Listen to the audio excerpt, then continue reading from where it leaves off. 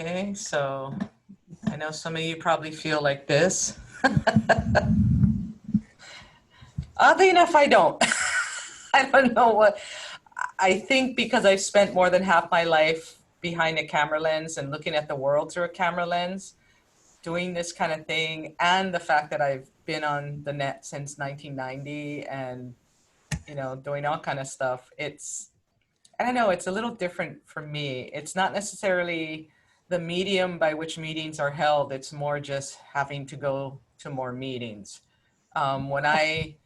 Before spring break, I averaged anywhere from 2 to 3 meetings a week. And of course, most of them were in person. Sometimes it was online because people were in different places. But right around spring break, when we started meeting to plan everything, it upped, and I was going to 4 to 5 meetings a day, and all virtually. So it was more for me the meeting frequency. But anyway, it is real. This is real. So why is video conferencing so tiring? Okay, so there is, and Trenton's here. He can talk, he can attest to this probably, and Denise, your brain actually works harder to process different things visually, because usually we process information via different ways, right? Visually, auditorily, tactily. When we do things like this, you're relying a lot on your visual processing to take in, not just, you see people there, but you're trying to process nonverbal cues, which, you're talking about people in a small window. And if there's a lot of people on your screen and you're in gallery view and you're like, okay, what's happening? Who's doing what? And what kind of cues can I get from them?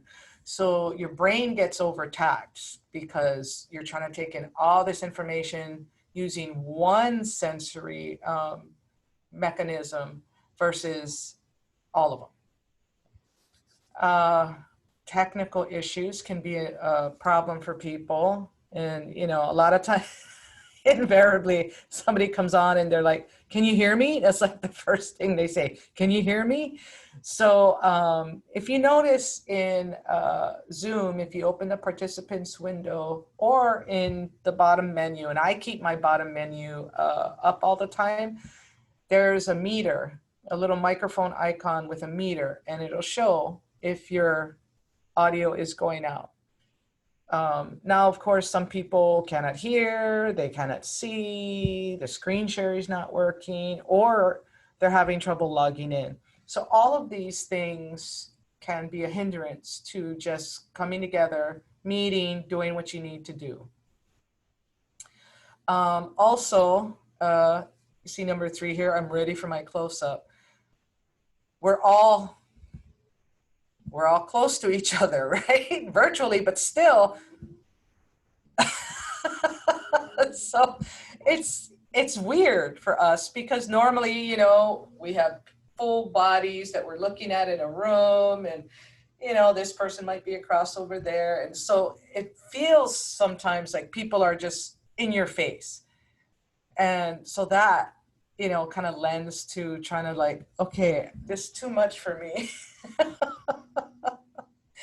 And, I'm here sort of, right? A lot of times we go to these things, we're in meetings, and it's like, okay, it's there, fine. I'm gonna, I'm gonna work on this here. Okay, I'm listening. Okay, I'm kind of here, and it can be distracting for people, especially if you're expecting people's attention and whatnot. Me, I just roll with it because, like I said, I've been doing it for probably 15 years. So I'm just kind of used to it. But I know for a lot of people, it just feels like this. Whether that's you or everyone, and everyone's just like deer in headlights going, oh my gosh, okay, I have to pretend like I'm paying attention. And I'm sure for those of you who've been teaching on Zoom, you kind of wonder about that with your students. Are they paying attention? right? And depending on how your class is, you may allow students to not have their camera on, or sometimes you might require it. There's different ways to handle that. You can have students check in. So classes that I'm in as a student, we never use our video except in the beginning. The instructor just says, oh, you know, just say hi, how are you doing, da da da da da. And then at that point, we'll turn off, you know, we'll turn on our video so that they can see, yes, hi, I'm here kind of thing, you know, and then they allow us to keep our video off. But as an instructor, that's something that you decide. So the main thing is, well, okay, that's all well and good, but what do we do about it? How do we combat this tiredness that we have from being in these meetings all the time, teaching classes like this, and then we go home and we want to communicate with friends and family, and we do it using the same tools. So let's look at some of those possibilities. Okay, so when I was looking at what other people were saying about how to combat Zoom exhaustion, not one of them mentioned about the kind of equipment you have. When my meetings had increased during spring break and into June, that first week, by the second day, my ears were so sore. And I had to rethink the equipment I was using, because you have to be there, you have to listen, and there can be issues if you just have the speaker from your computer and the mic from your computer, and you know, it can create feedback loops and stuff like that. So, you know, I prefer to at least have headsets on. So these are the type of headsets that I have. They're good, they're reliable. It's hard to see, but you can see it's just a small round earpiece, right? And they're pretty cushioned, you know, but no amount of cushioning helps, trust me, when you're doing this all the time. These are not bad in price, and they're very reliable. It's wired and USB. So a couple of things that I've done and tried, and I would tell you that Bluetooth doesn't work overly well, but I do have Bluetooth earbuds that has a microphone in it. And some people don't like earbuds. I mostly use this on my phone, if I'm on my phone doing stuff, whether it's video conferencing or just talking on the phone. If it's going to be a longer conversation, I'll use these, because Bluetooth works great with my phone. These were free because I bought an iPad a number of years ago. So if you ever see those deals and you're looking to replace a device or a laptop, and they have these deals where they give you free stuff, go for it. These things I think retailed for like between $100 to $200, and I got it for free because I bought an iPad. The other type of headset that I have, and there's two types. One has wireless only, one has wireless and Bluetooth, are these Logitech H800s. They're super lightweight, they're wireless, they come with a little dongle that you plug in. And the wireless only configuration, I think, is about between 60, 70 bucks. This one is between 70, 80, and I think I got them for under 70 because they were on sale. And it's just got the little microphone here. You know, just foam padding. They're not super padded, but they're super lightweight. So that's something that I use at home. What you see me using now is my ideal setup. The most comfortable headsets I ever had are these. These are Sennheisers, I forget the model, and they're not cheap. They're about 200 bucks, but they're my production headsets. So when I go on shoots and stuff like that, and I'm gonna show them to you right now, you can see the earpieces are oval. The padding is on the outside, and there's a recessed area here that your ear sits comfortably in. When I switch to using this, it's like I could have them on all day and not notice.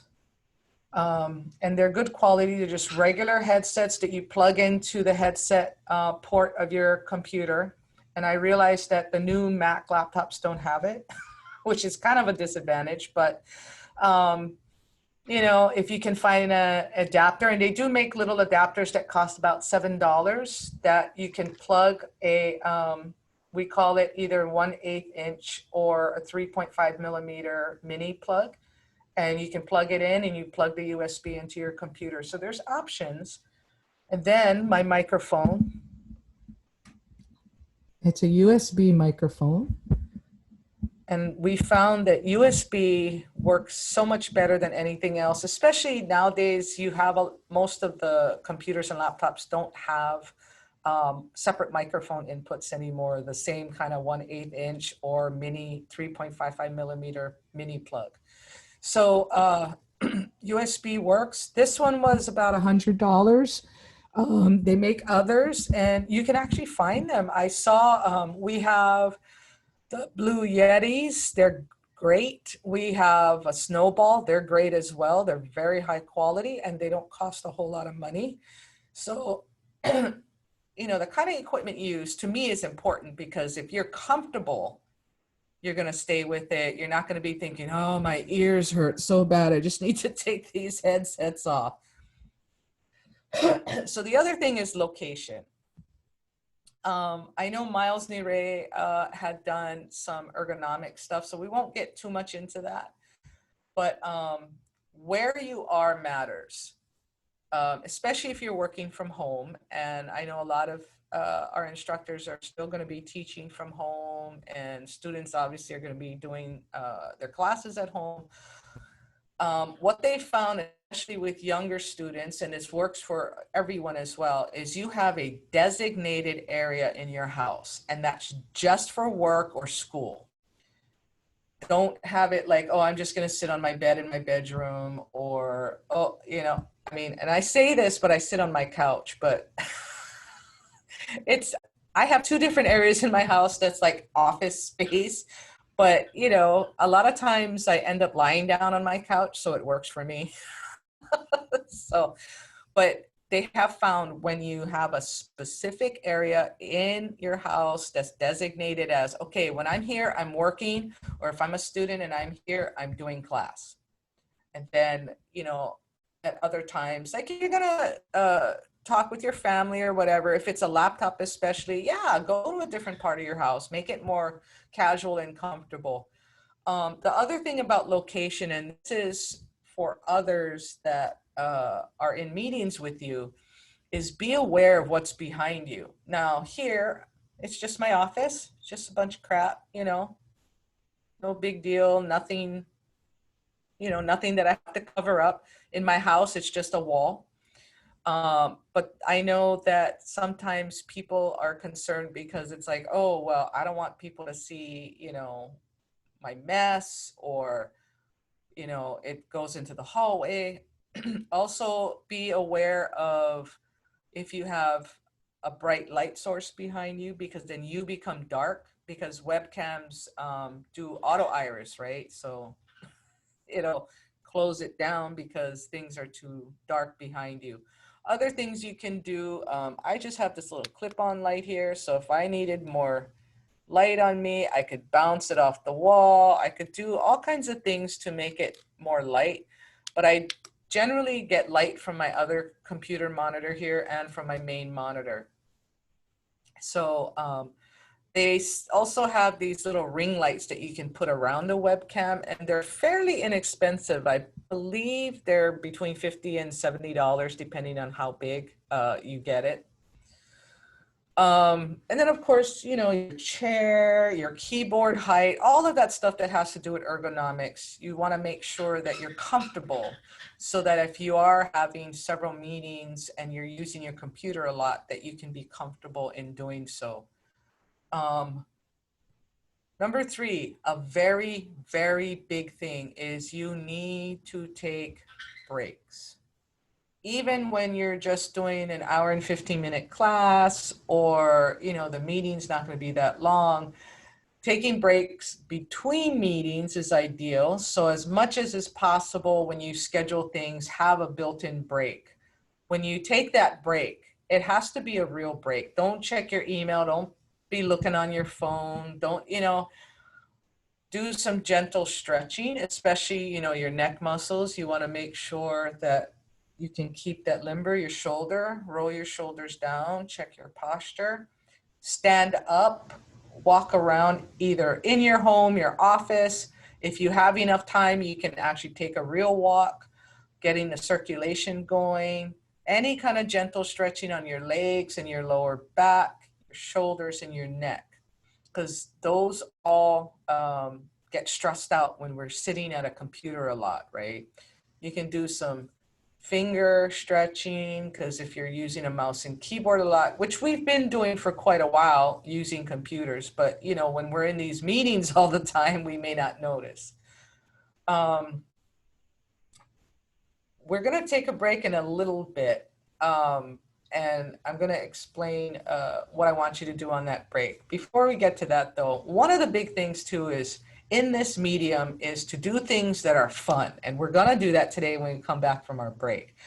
But having fun using Zoom, my friends and I will get together and we'll play board games on Zoom, like Clue, or I don't think we played Monopoly, but we've, just board games that aren't going to take, 10 hours to play, like Risk or something. But especially with your friends and family, do those kinds of things. Play a song for someone, or just different things that you can do that makes this fun, right? So we're gonna take a 5-minute break. During that break, I want you to stand up, get your circulation going. If you have to march in place, do some gentle stretching on your neck and your shoulders. If you have to, your back, your hands.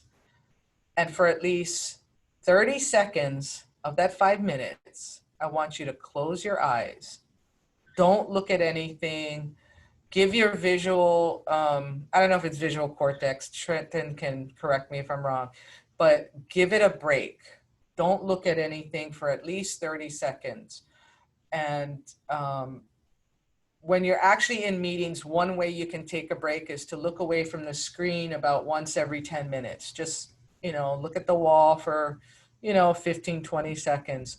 But for now, for our 5-minute break, like I said, get up, get your circulation going, do a little stretching, and for at least 30 seconds, close your eyes. Do not check email. Do not look at your phone. Take a break. Okay? So 5 minutes, you guys can turn off your cameras if you want, and then we'll come back at, what is that, about 11:57, okay? So take a break.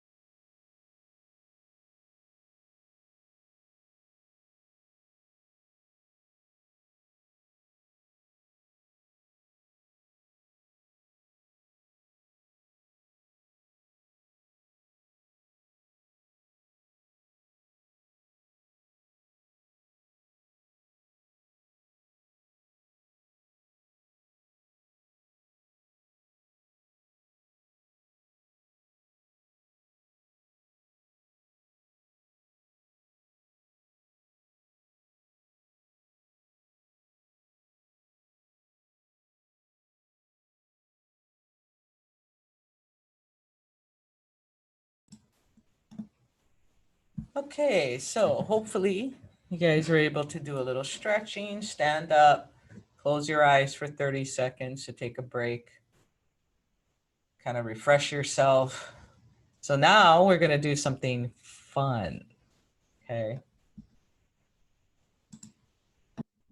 We're going to help you figure out what your Star Wars name is. And I don't know if any of you have ever heard of this, if you've ever done it, if you already have a Star Wars name, but I've had one for quite a while. And it's just a fun thing to do. It has nothing to do with work or anything. And that's the thing that we need to keep in mind too when we're using Zoom a lot, is think of things that you can use Zoom for that has nothing to do with, I gotta concentrate, I gotta work. Have fun, right? Okay, so how do you make a Star Wars name? It's very, very simple. So if you need to get out a piece of paper and a pen to write it down, or if you want to do it on your computer, however you want to do it. After we do this, then we're going to just, when you get your Star Wars name, just put it in the chat, and then we'll have some people share. Why Star Wars? Well, I've always been a Star Wars fan, and they happen to be showing yet another Star Wars marathon on TV this past weekend. So it was like, oh, hey, I know, let's do Star Wars names. Okay, how do you do your Star Wars name? So the first 3 letters of your first name. So in my case, my name's Deanna, first 3 letters are DEA. And I did this a long time ago before I was ever married. And the first 2 letters of your last name is, for me, it's KA. You take those 2 things and that makes your first name. For your last name, of your last Star Wars name, I should say, it's the first 2 letters of your mother's maiden name. In my case, it's WA. Then you take the first 3 letters of the city or town in which you were born. In my case, it was Honolulu, so HON. That makes up your Star Wars name. So 1 and 2 is your first name of your Star Wars name. 3 and 4 is the last name of your Star Wars name. Now, where are you from? It's a model of your first car. In my case, it was a Celica. So as you can see at the bottom of the screen, my Star Wars name is Dika Wahon of Celica. So now sometimes when you get your letters, it may be a little funky, maybe not enough vowels. You can massage it, manipulate it a little bit so that, there's it makes a little more sense. We were trying to do that with my husband's Star Wars name because he was like, oh, I was born in Orange County. It's like, you know how big Orange County is? It's not the county, it's what city? Well, he was born in Cucamonga, so that worked out. Okay, so I'll give you guys a few minutes to figure this out. If anybody wants to ask any questions at this time, we can take care of that as well. If you have questions just in general or about your Star Wars name or whatever, just feel free. I see a bunch of people putting stuff in the chat. Oh, people are putting their names in the chat. How cool.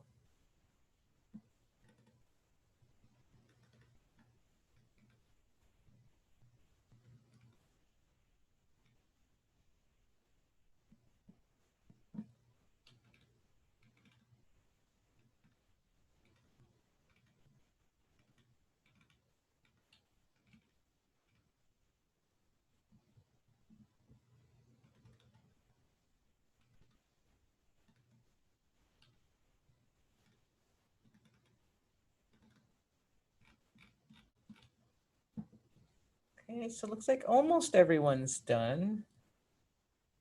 I'll just give you another minute or so.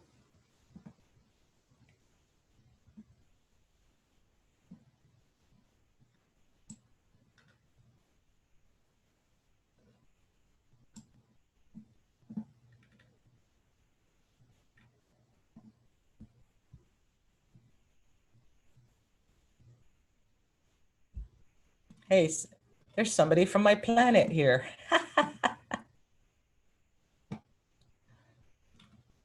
Greetings, Shapo Yawai. How goes it back on Celica?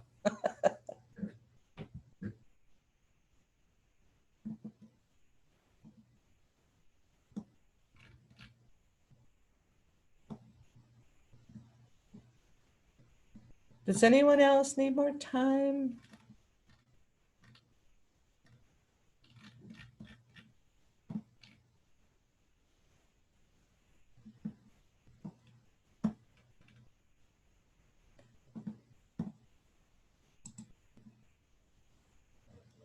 Okay, so I'm gonna stop sharing my screen and we're gonna look at all of our Star Wars names here. If you look in the chat. Okay, so we have Trenny Chmin of Stylus. Greetings. Jadme Alawai of CRV. Oh, that's a very interesting planet, I'll say. Very gas efficient planet. No. Shapayawai from my own planet of Celica. Joya Tawai of Accord. Labi Nawai of Ford. Ford is the make. What model do you have? Did you have? That's what your planet is. We have, how should we pronounce Stehe, Olsen of Accord? We got a couple people from the planet Accord. Debmik Claw of Camaro. Jamwa Pikai of Volkswagen. What was the model of the Volkswagen? Because keep in mind, make is the brand name, right? Volkswagen, Ford, Chevy, whatever. So was it a Beetle or Jetta? Jetta's always a cool planet to be from, right? Same with Nissan. We have Shaka Nahon. Oh, that's the best name, Shaka. Awesome. But a Nissan what would be your planet, right? It's the model, not the make. Durs Kayor of Corsica. Oh, that is such a cool sounding planet. Checo Macau of Ford. Again, right? We're looking at the make, the model, not the make. Joado Kawai of Volvo. Same with Volvo. What kind of Volvo? There we go. So we have Labi Nawai of Escort. Jamo Pikai of Beetle. Very cool. Shaka Nahon of Sentra. And Checo Macau of Escort. Very nice. All right. So at this time, I'd be happy to take any questions. If you guys have come across any techniques on how to, take a break effectively, how to keep yourself sane during all this Zooming, just anything, or if you just want to share a Star Wars story. So I'll just share mine very quickly. I saw the original Star Wars back in 1977 at Kapiolani Theater on Kapiolani Avenue, Boulevard, whatever they call it, which is no longer there. It's something else. I think it's some gym. And that Halloween, I was Luke Skywalker. He's always been my favorite character.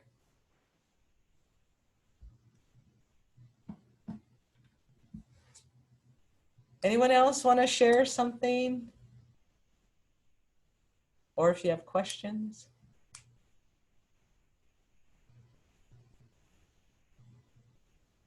I have a quick question. Yeah. So I have this blue. Yeah. And it works good, but it seems, and I have Max, it seems that I'm not using it right now because last time I did a Zoom meeting, people were having trouble hearing me. So I went in and tried to crank up the volume or whatever, but it still seemed very, very low. Any advice on, do I have to like go into my settings and increase the volume? Let me check because we have a couple of snowballs here. Okay. So let me see. Yeah. It seems on both of my laptop and my desktop Mac, it seems that it's very, very low. It really isolates sound very well, but yeah, I notice I have to speak very loudly. Okay. Do me a favor, just email me what the model of that one is, and then I'll check it out and see what else is going on. And it's, because I know there are different models of snowballs. Right. Okay. Yeah. And then, like I said, I'll check it out with ours too to see if it may be a snowball issue. I know somebody who uses snowball that I communicate with on the weekends, and he doesn't seem to have any problems. Okay. Okay. So yeah, yeah. Thanks.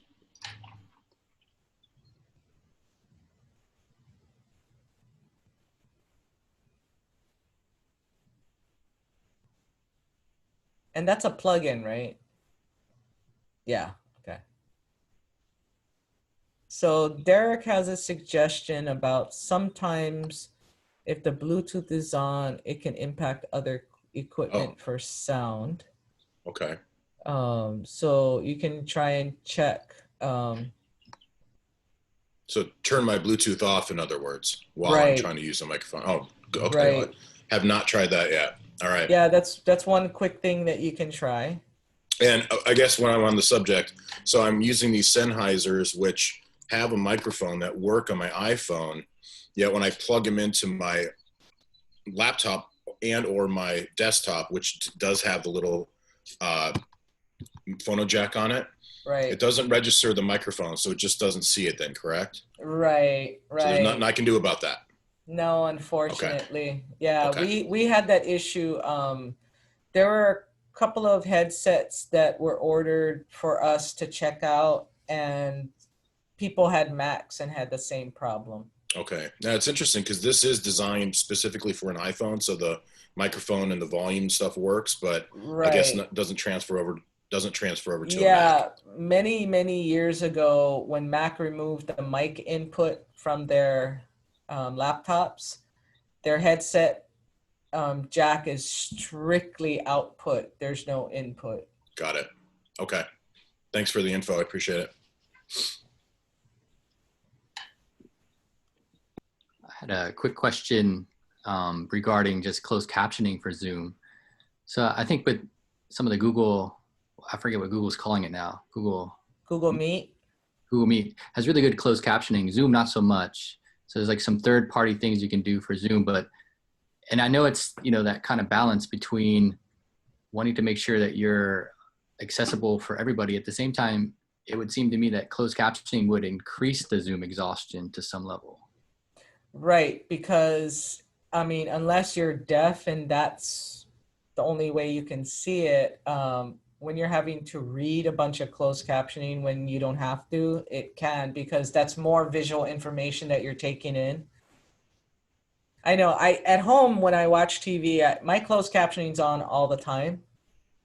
And so I guess, I don't know, I'm used to it. But at the same time, when I'm at home, I'm very low tech. It's like, yeah, I'll check stuff on my phone. I might play a couple of little games, but as much as possible, I try not to turn on my computer or anything like that. And that's one of the things that we also need to give ourselves a break with is we have to give ourselves a break from screen time as well. Right. And, my husband's always like, you just watch TV. I said, technically, I'm not watching TV. It's just on. And as someone who is in front of screens and behind cameras all day, it's something I can do that's very passive. I can look away from it and, the person hasn't walked out of the frame, or if they have, it's not my problem. So, yeah. Yeah, the one thing too that I found is I was part of an Upward Bound presentations, and so some of these had like 150 people in it, and the students were presenting, and so what the strategy was for everybody to turn their cameras off except for the presenters.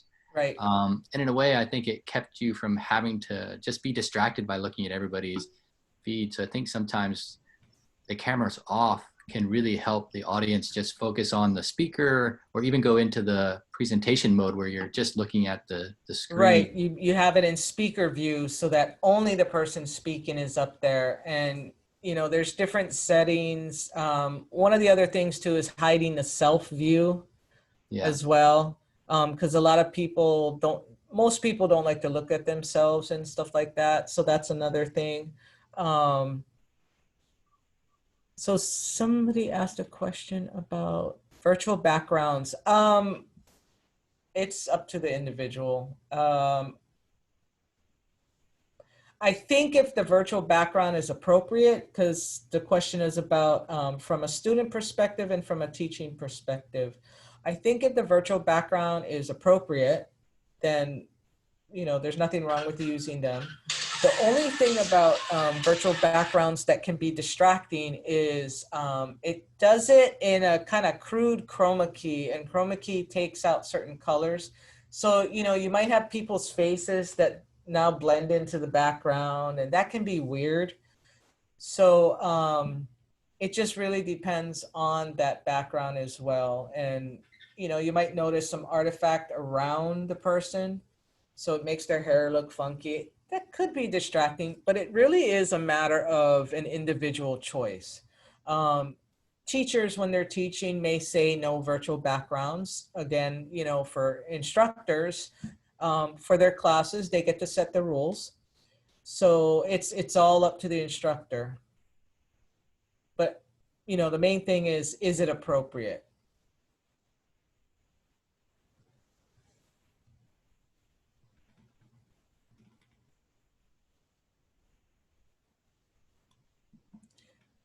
So there's something in the chat, says, Google, would you rather questions as Zoom breakers? Would you rather swim in a pool filled with Nutella or with maple syrup?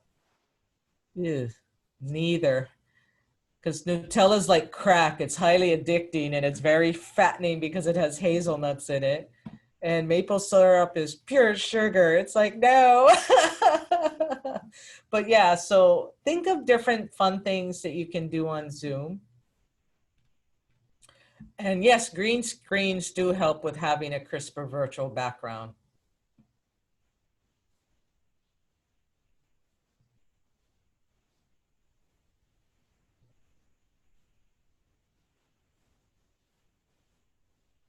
All righty.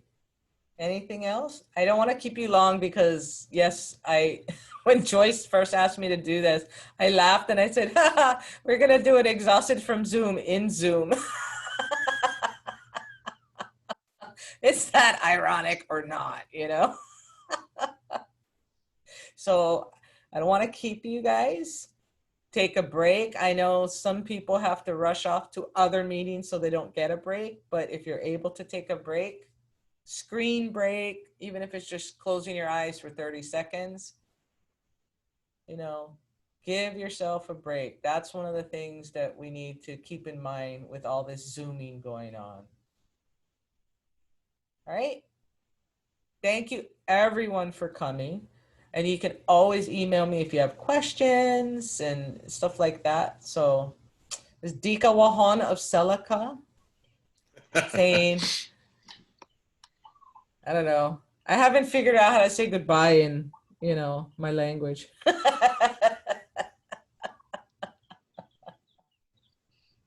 Deanna, I have one other unrelated question here. Sure. I'm leaving right now to go lecture in your building. How do I enter your building? What is the procedure for that? Just call 608 so that, because the building's locked, so we can let you in. And we have the QR code right in there for the scan, for the screening. 608 is the control room number. Oh, okay. 984-3608. Got it. Okay. Thank you. I'm going to see you guys in a little bit. Great. Okay. Appreciate it. Thank you very much. No problem.